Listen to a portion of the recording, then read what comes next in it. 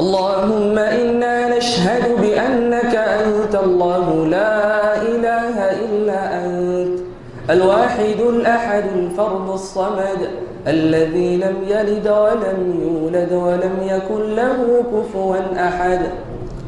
اللهم يا ربنا ويا مولانا ويا سيدنا ويا إلهنا يا ذا المن والعطاء يا ذا الجلال والإكرام، اللهم لك الحمد كله ولك الشكر كله وبيدك الخير كله وإليك يرجع الأمر كله علانيته وسره، فأهل أنت أن تحمد وأهل أنت أن تعبد وأنت على كل شيء قدير.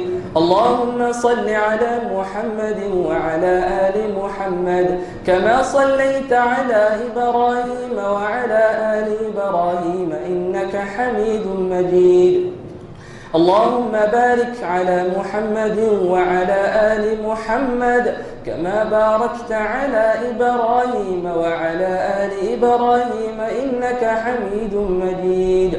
اللهم إنا عبيدك بنو عبيدك بنو إمائك نواصينا بيدك ماض فينا حكمك عدل فينا قضاؤك، نسألك بكل اسم هو لك سميت به نفسك أو أنزلته في كتابك أو علمته أحدا من خلقك أو استأثرت به في علم الغيب عندك أن تجعل القرآن ربيع قلوبنا ونور صدورنا وجلاء أحزاننا وذهاب همومنا وغمومنا.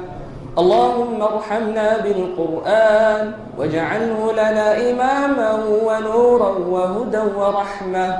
اللهم ذكرنا منه ما نسينا وعلمنا منه ما جهلنا وارزقنا تلاوته آناء الليل وأطراف النهار واجعله حجة لنا ولا علينا يا رب العالمين.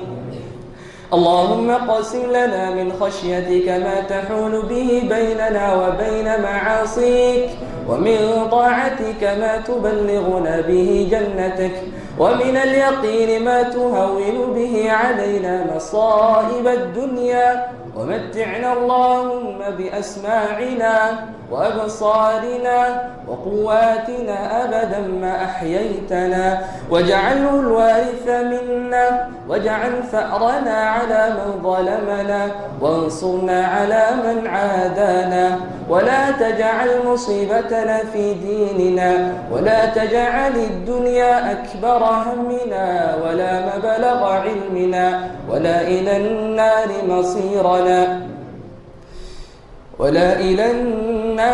مصيرنا اللهم اغفر ذنوبنا دقها وجلها صغيرها وكبيرها سرها وعلانيتها ما قدمنا وما أخرنا وما أسررنا وما أسرفنا وما أنت أعلم به منا، أنت المقدم وأنت المؤخر لا إله إلا أنت.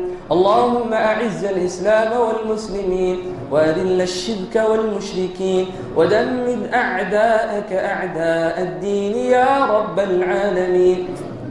اللهم اغفر للمسلمين والمسلمات والمؤمنين والمؤمنات، اللهم اغفر للمسلمين والمسلمات والمؤمنين والمؤمنات الأحياء منهم والأموات إنك سميع قريب مجيب الدعوات برحمتك يا أرحم الراحمين.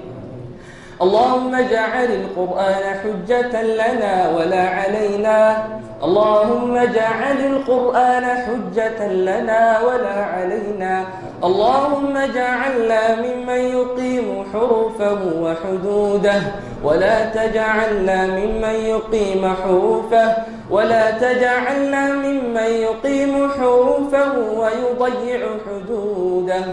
ربنا إننا ظلمنا أنفسنا وإن لم تغفر لنا وترحمنا لنكونن من الخاسرين. ربنا تقبل منا إنك أنت السميع العليم.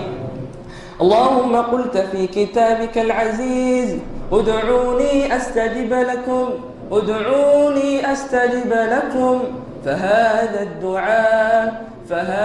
الدعاء ومنك الإجابة، ومنك الإجابة. صل اللهم وسلم وبارك على نبينا محمد. الله أكبر.